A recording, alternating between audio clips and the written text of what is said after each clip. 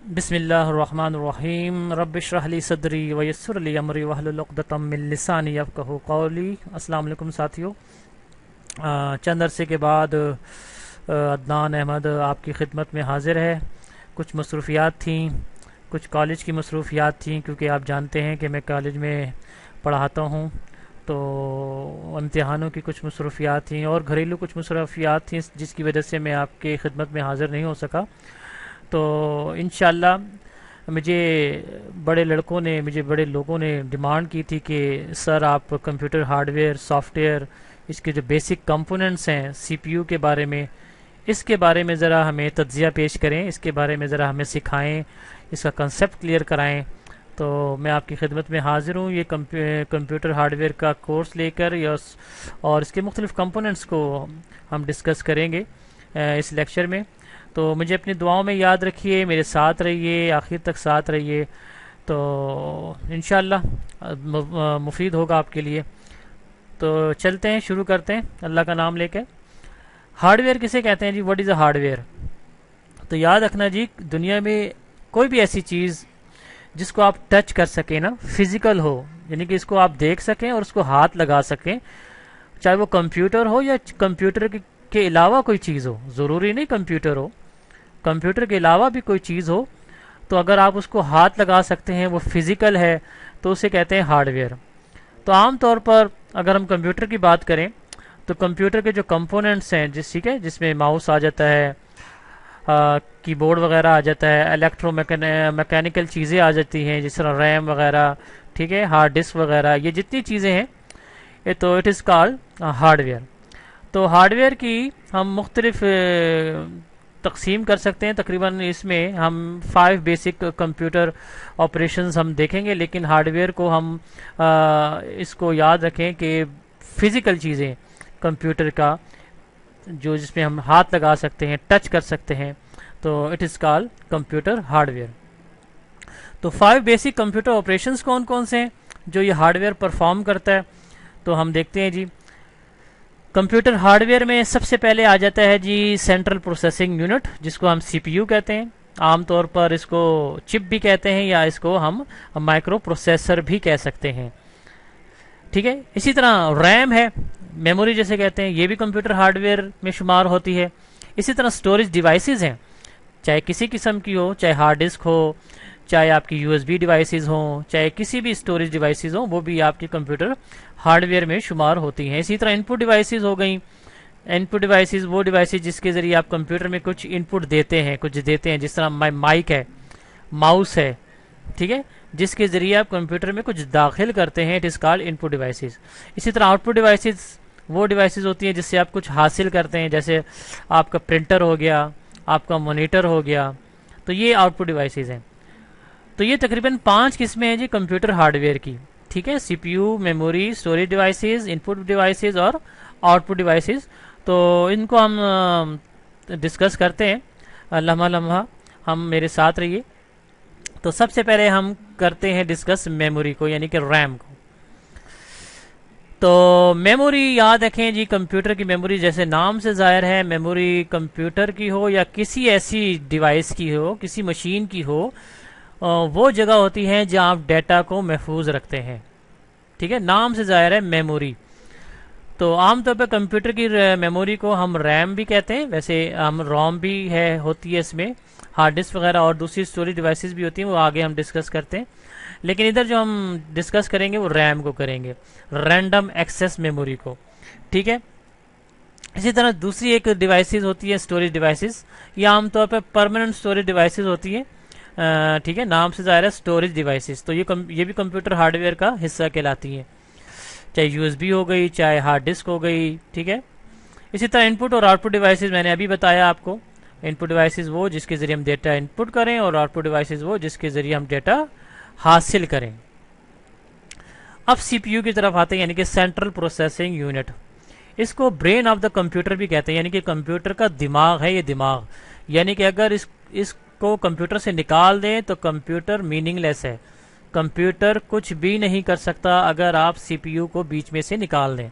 यानी कि कंप्यूटर की जितनी भी कैलकुलेशन हो रही होती है, चाहे वो किसी भी शक्ल के कैलकुलेशन हो, जो भी काम हो रहा हो वो सीपीयू के अंदर होता है, यानी कि प्रोसेसर के अंदर।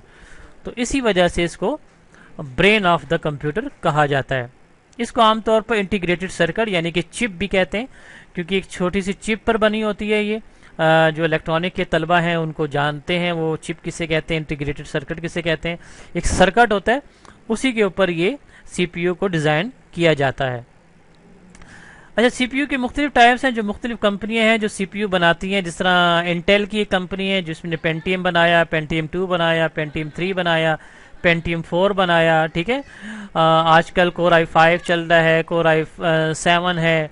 ठीक है, कोर की शक्ल में आ गए। तो ये इंटेल के जितने भी प्रोसेसर्स हैं, तो वो भी इंटेल की एक कंपनी है जो ये प्रोसेसर को बनाती है। इसी तरह इंटेल की एक सेलेरॉन कंपनी है, सेलेरॉन, ये भी प्रोसेसर को डिज़ाइन करती है। इसी तरह एक प्रोसेसर की कंपनी होती है AMD, तो ये भी एक प्रोसेसर की कंपनी है जो जो सीपीयू को डिज़ाइन करती है, यानी कि सीपीयू को बनाती है। तो इसके अलावा और बहुत सी हैं, लेकिन मशहूर जो है वो इसी का हम तस्करा करेंगे तीनों का। ठीक है जी, ये सीपीयू है।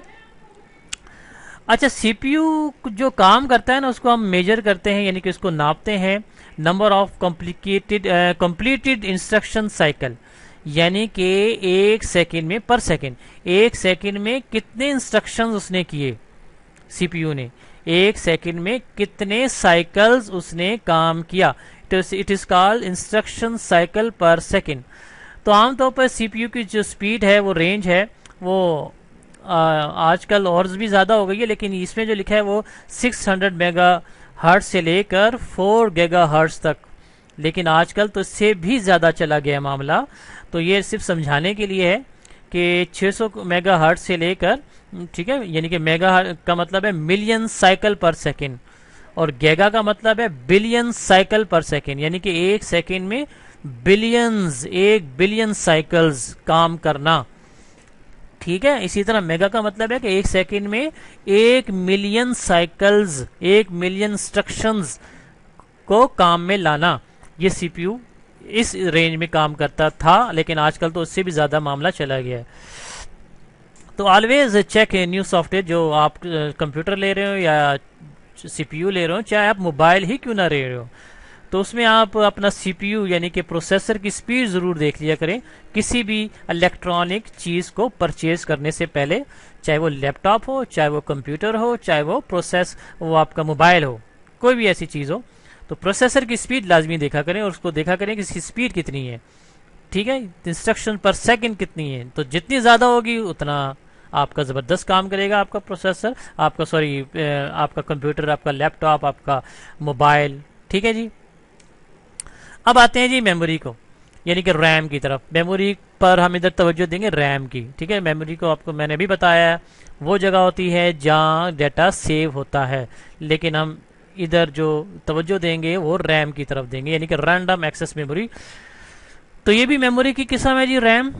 ये समझ लेंगे सीपीयू का एक वेटिंग रूम है, यानी कि सीपीयू की तरफ जो इंस्ट्रक्शन जा रही होती हैं, जो हिदायत जा रही होती हैं, तो सबसे पहले आती हैं रैम की तरफ, उसमें थोड़ा ठहरती हैं, उसके बाद सीपीयू की तरफ जाती हैं, यानी कि वेटिंग रूम है।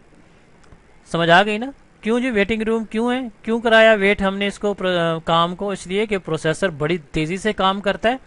ठीक है, तो हम चाहते हैं कि जितनी तेज़ी से काम कर रहा है उसी तेज़ी से वो डाटा निकालता भी है, निकालता रहता है, लेता रहता है, निकालता रहता है, लेता रहता है।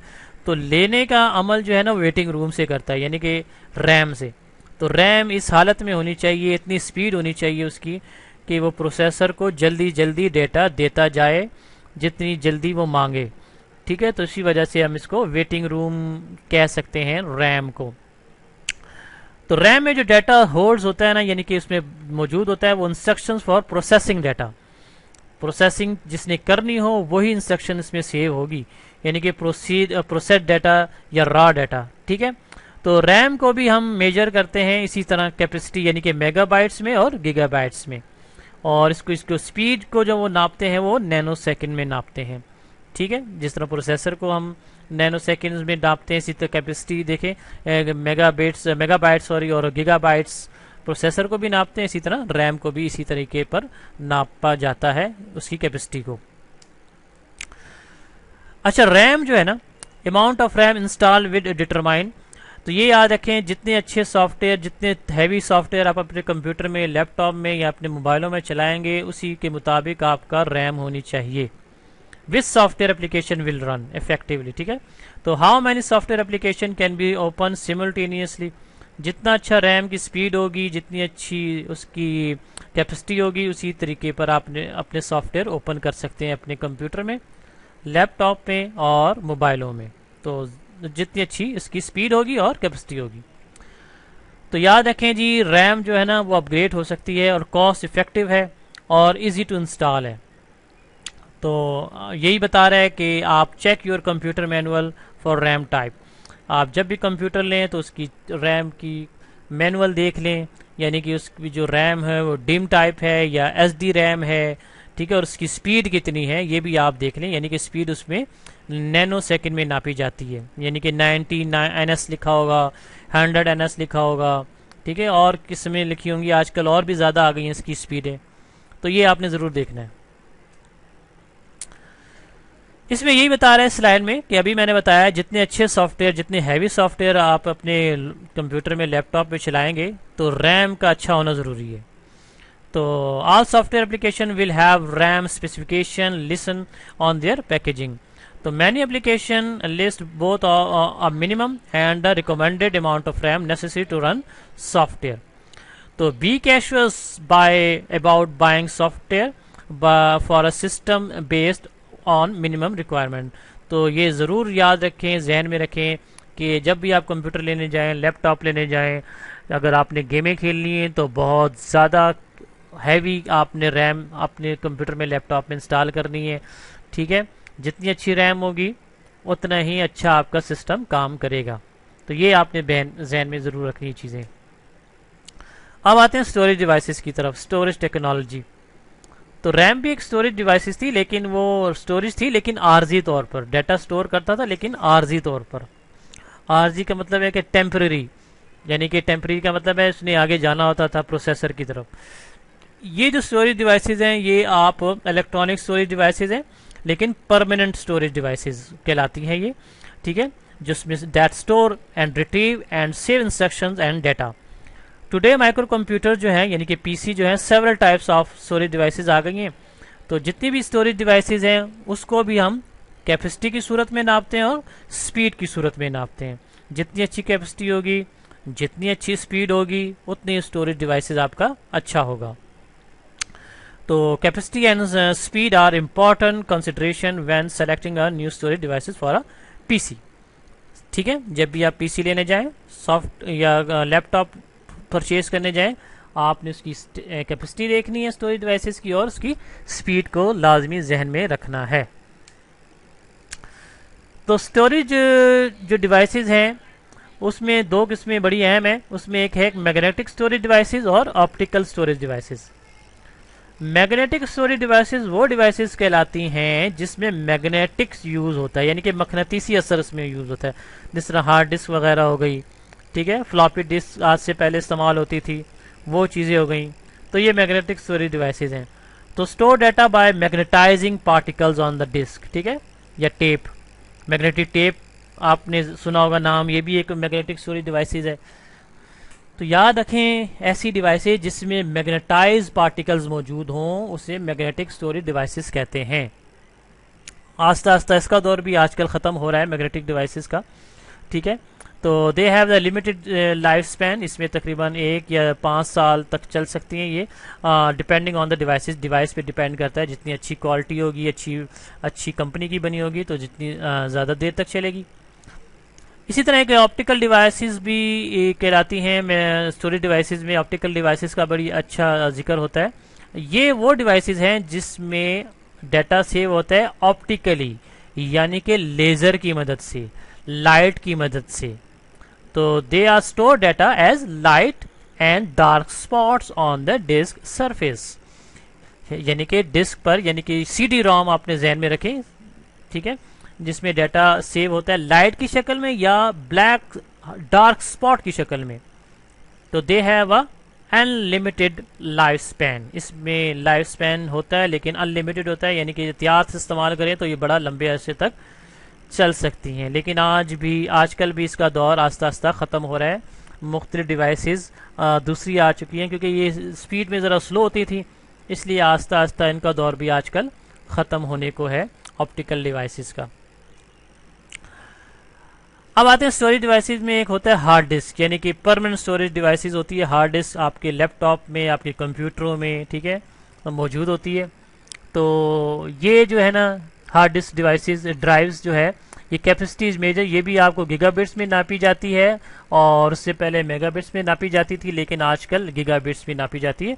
आजकल तो टेराबाइट्स की शक्ल में भी आ गई हैं, ठीक है। तो टिपिकली परमानेंटली इंस्टॉल्ड होती हैं ये। आमतौर पर ये लैपटॉप कंप्यूटर में परमानेंटली इसको इंस्टॉल किया जाता है, यानी कि मुस्तकिल लगाई जाती हैं इसमें। तो इसमें आपको पता होता है हार्ड डिस्क में आपका ऑपरेटिंग सिस्टम सेव होता है, आपकी एप्लीकेशन सॉफ्टवेयर सेव होती हैं, इसी तरह मुख्तलिफ सॉफ्टवेयर जो आप इंस्टॉल करते हैं वो सारे हार्ड डिस्क में सेव होते हैं। तो ये भी मैग्नेटिक स्टोरेज डिवाइसेस होती हैं। हार्ड डिस्क भी मैग्नेटिक असर रखती हैं, तो इसमें भी मैग्नेटिक की शक्ल में डाटा स्टोर होता है। फ्लॉपी ड्राइव्स आ गई जी। फ्लॉपी ड्राइव्स आजकल तो यूज़ नहीं हो रही, लेकिन जहन में रखें ये भी एक डिवाइसेस होती थी आज से चंद अरसे पहले। स्टोरेज डिवाइसेस होती थी, इसकी कैपेसिटी तकरीबन 1.44 से लेकर 2 मेगाबाइट्स तक होती थी। तो आजकल तो उसका दौर ख़त्म हो चुका है, लेकिन ये भी मैग्नेटिक डिवाइसेस कहलाती थी और इसको फ्लॉपी डिस्क कहते थे। और स्मॉलेस्ट कैपेसिटी मतलब बड़े कम मिकदार में डाटा इसमें सेव होता था, लेकिन उस वक्त ज़माने में, आज से 20-25 साल पहले, 30 साल पहले, इसका अच्छा खासा असर व रसूख था और बड़ी अहमियत दी जाती थी इसको। तो ये भी पोर्टेबल था, यानी कि आप एक जगह से दूसरी जगह ले जा सकते हैं, यानी कि आजकल के दौर में समझ लें आपके यूज़ भी, ठीक है, बिल्कुल इसी तरह यूज़ होती थी ये। तो ये भी मैग्नेटिक स्टोरेज डिवाइसेस होती थी, फ्लॉपी डिस्क। CD रोम ड्राइव्स, CD रोम ये भी स्टोरेज डिवाइसेस हैं। तो ये भी टिपिकल इंस्टॉल होती हैं कंप्यूटरों में, और ये तकरीबन 1990s में इसका वजूद में आई थी ये चीज़ें, और CD रोम वगैरह।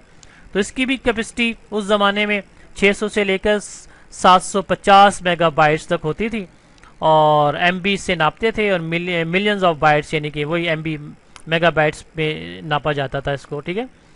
तो most mass product commercial software is packaged on CD, यानी कि आपके बड़े बड़े सॉफ्टवेयर जो थे वो CD रोम की, CD ड्राइव की शक्ल में आते थे। लेकिन आजकल इसका भी दौर आस्ता आस्ता ख़त्म हो रहा है, क्योंकि ये ज़रा स्लो डिवाइसेस थी, स्लो ड्राइव्स थे, ठीक है। तो आजकल भी इनका दौर ख़त्म हो रहा है, लेकिन ये स्टोरेज डिवाइसेस के तौर पर जाना जाता था। अच्छा, CD रोम में मुख्तलिफ किस्में थी, मुख्तलिफ इसमें किस्में आती थी, जिसमें आप समझ लें CD-RW, यानी कि रीड राइट, ऐसी CD ड्राइव जिसमें आप रीडिंग भी कर सकते थे और राइटिंग भी कर सकते थे। ज़रा महंगी होती थी, ठीक है, हैज़ बिकम लेस एक्सपेंसिव, यानी कि CD से ज़रा सी महंगी। इसी तरह data is read from the CD by the laser. हाँ, क्योंकि ये लेज़र ड्राइव थी, इसमें मैग्नेटिक का असर नहीं होता था, इसमें जो डाटा सेव होता था वो लेज़र बीम की शक्ल में, यानी कि डार्क स्पॉट्स की शक्ल में सेव होता था। तो इसी वजह से हम इसमें लेज़र की मदद से डाटा सेव भी करते थे, रिट्रीव भी करते थे। ये ऑप्टिकल स्टोरेज डिवाइसेस कहलाती थी। अभी मैंने बताया ऑप्टिकल का मतलब लेज़र की मदद से डाटा सेव होता था इसमें। तो मुख्तलिफ और किस्म की स्टोरेज डिवाइसेज हैं, जिसमें जिप ड्राइव्स भी कहलाती हैं। ये भी सेवरल डिफरेंट कैपेसिटीज़ में अवेलेबल है मार्केट में। एक होता है टेप ड्राइव्स, इसका भी दौर आजकल ख़त्म हो रहा है, लेकिन ये भी कहलाती थी storage devices. Generally use for system backups के लिए यूज़ होता था और लेस कॉमन थी, मतलब बैकअप के लिए इसको अक्सर लोग यूज़ करते थे। यानी कि डाटा बैकअप का मतलब है कि कहीं आपका हार्ड डिस्क ख़राब हो जाए, कुछ भी चीज़ हो जाए, तो आपने बैकअप रखना हो, एहतियाती तौर पर डाटा सेव करना हो, तो वो टेप ड्राइव्स में यूज़ होता था। इसी तरह DVD ड्राइव्स भी एक स्टोरेज डिवाइसेस थी, आजकल भी यूज़ हो रही है, लेकिन इसका भी दौर आज तक ख़त्म हो रहा है। कैन आल्सो, ये भी CD की किस्म है, लेकिन DVD ज़रा कैपेसिटी इनकी ज़्यादा होती है, ज़्यादा सेव कर सकता था कंप्यूटर का डाटा। तो can also read CD, now more common as a standard devices on new computer system. अब आते हैं इनपुट डिवाइसेस की तरफ। इनपुट डिवाइसेस अभी मैंने बताया वो डिवाइसेस होती हैं जिसके ज़रिए आप कंप्यूटर को डाटा इनपुट करते हैं, यानी कि दे देते हैं। तो these devices put into the computer, information put into the computer, ठीक है, कंप्यूटर को कुछ डेटा दे देना, ये इनपुट कहलाता है। तो input can be supplied from the variety of sources, मुख्तलिफ डिवाइसेस से आप डेटा इनपुट कर सकते हैं। आप एक बंदा पर्सन वो भी कंप्यूटर में डाटा एंटर कर सकता है, स्टोरेज डिवाइस भी कंप्यूटर में डाटा एंटर कर सकती है, एक कंप्यूटर दूसरे कंप्यूटर को डाटा एंटर कर सकता है। इसी तरह पेरिफेरल डिवाइसेस भी कंप्यूटर को डाटा दे सकता है। याद रखें, पेरिफेरल डिवाइसेस वो डिवाइसेस होती हैं जो कंप्यूटरों के साथ अटैच होती हैं, चाहे वो इनपुट हो चाहे वो आउटपुट हो, यानी कि कीबोर्ड, माउस, प्रिंटर, प्लॉटर, ठीक है, ये जितनी भी डिवाइसेस हैं, चाहे वो फ्रिज ही क्यों ना लगा हो, फैन क्यों ना लगा हो, टीवी क्यों ना लगा हो, ये जितनी भी डिवाइसेस हैं पेरिफेरल डिवाइसेस कहलाती हैं। तो ये इनपुट डिवाइसेस कहलाती थी।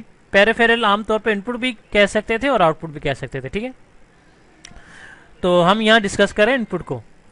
तो another piece of equipment such as the musical या इंस्ट्रूमेंट और थर्मामीटर वगैरह, जितने भी ऐसी डिवाइसेस हैं वो इनपुट डिवाइसेस कहला सकते थे। बस ये याद रखें, ऐसी डिवाइसेस जिसके जरिए आप डाटा इनपुट करें वो इनपुट डिवाइसेस कहलाती हैं।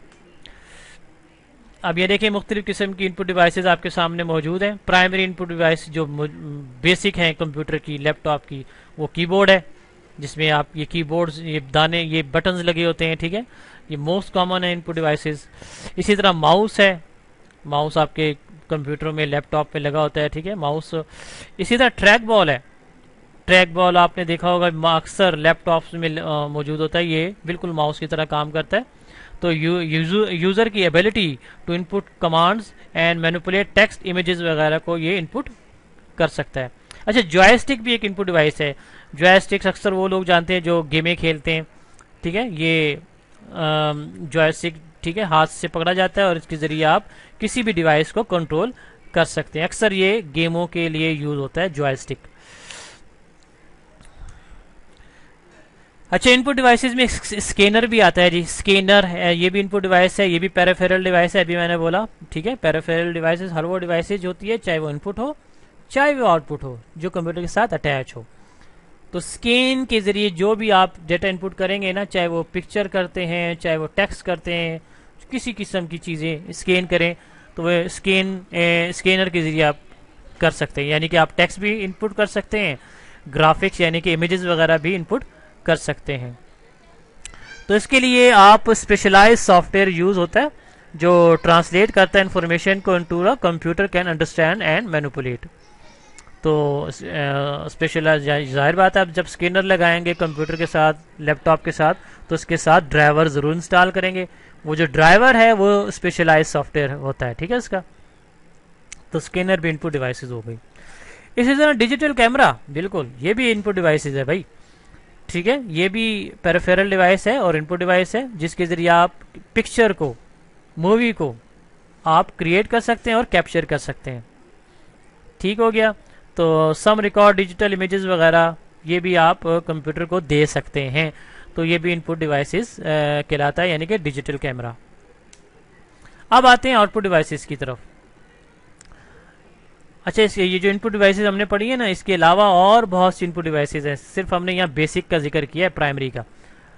अब आते हैं आउटपुट डिवाइसेस। सबसे पहले जो प्राइमरी डिवाइस है आउटपुट की, उसे कहते हैं मॉनिटर। तो ये मोस्ट कॉमनली यूज होता है कंप्यूटरों में, डिवाइसेस में, ठीक है। तो most monitors are bit map display.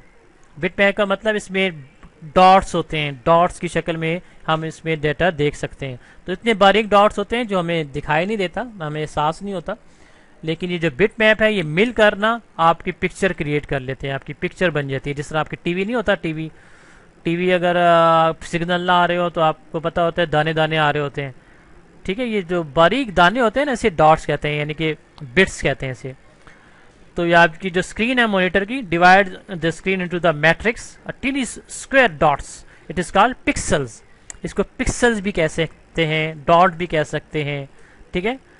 तो जितनी पिक्सल्स की तादाद या ज़्यादा होगी ना आपके मॉनिटर्स में, तो याद रखें उतनी ही ज़्यादा पिक्चर की क्वालिटी अच्छी होगी, ये याद रखें आप। अच्छा, तो the more dots on the screen can display the higher the resolution of the monitor, ठीक है।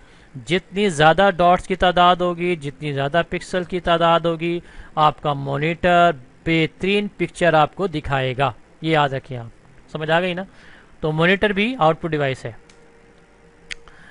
तो मॉनिटर को काम करवाने के लिए एक चीज़ इस्तेमाल होती है जिसे हम कहते हैं वीडियो अडाप्टर या ग्राफिक कार्ड। यानी कि ये समझ लें कि ये एक किस्म का ड्राइवर है इसका, ठीक है। ये ड्राइवर कहलाता है, यानी कि ग्राफिक कार्ड या वीडियो अडाप्टर ये मौजूद होगा आपके लैपटॉप में, तो अच्छा ये मॉनिटर आपके काम करेंगे। तो graphic cards convert digital data output from software to analogue data for display on the monitor. तो याद रखें जो ग्राफिक कार्ड हैं अक्सर इनका यही काम होता है कि आपके डिजिटल डाटा को ना, आपके डिजिटल डाटा को एनालॉग में चेंज करना और एनालॉग सिग्नल को फिर आपके मॉनिटर पे दिखा देना। ये ग्राफिक कार्ड का काम यही होता है बुनियादी। तो आमतौर पर have the additional memory chips, इसके लिए अलग सी मेमोरी चिप यूज़ होती है जिसको आमतौर पर 4 MB की होती है या 64 MB की होती है। आजकल 128 की भी आ गई है, इससे ज़्यादा भी आजकल आ चुकी है। तो ये एडिशनल मेमोरीज के लिए यूज़ होती है। तो ये आउटपुट डिवाइस कहलाती है मॉनिटर। समझ आ गई मॉनिटर के बारे में। अच्छा, एक आउटपुट डिवाइस है बड़ा आम, प्रिंटर जिसे कहते हैं। ये प्रिंटर भी आउटपुट डिवाइस है। इसकी मुख्तलिफ किस्में जिसमें आपके सामने 3 नज़र आ रहे हैं। पहला है डॉट मैट्रिक्स, दूसरा है बबल, बबल को इंकजेट भी कहते हैं, और तीसरा है लेज़र। डॉट मैट्रिक्स का ज़माना चला गया, ठीक है, लेकिन ये भी एक प्रिंटर होता था। Seldom use in the classroom, बड़ा शोर करता था, ठीक है, और रिबन इसमें यूज़ होता था, बिल्कुल टाइपराइटर की तरह यूज़ होता था। इसे कहते हैं dot matrix printer. Still frequently use in business, कहते हैं आजकल भी यूज़ होता है लेकिन ख़त्म हो गया इसका दौर। आज से 8-10 साल पहले इसका दौर ख़त्म हो चुका है, लेकिन यूज़ हो रहा होगा कहीं ना कहीं। इसी तरह एक इंकजेट प्रिंटर है जिसमें इंक यूज़ होती है। अक्सर ये जो रंगीन प्रिंटर नहीं होते, कलर प्रिंटर, ये अक्सर इंकजेट प्रिंटर होते हैं। इसी तरह लेज़र प्रिंटर आजकल का ज़माना है। लेज़र प्रिंटर का ये जो आपके सामने नज़र आ रहा है प्रिंटर, ये लेज़र प्रिंटर है, ठीक है।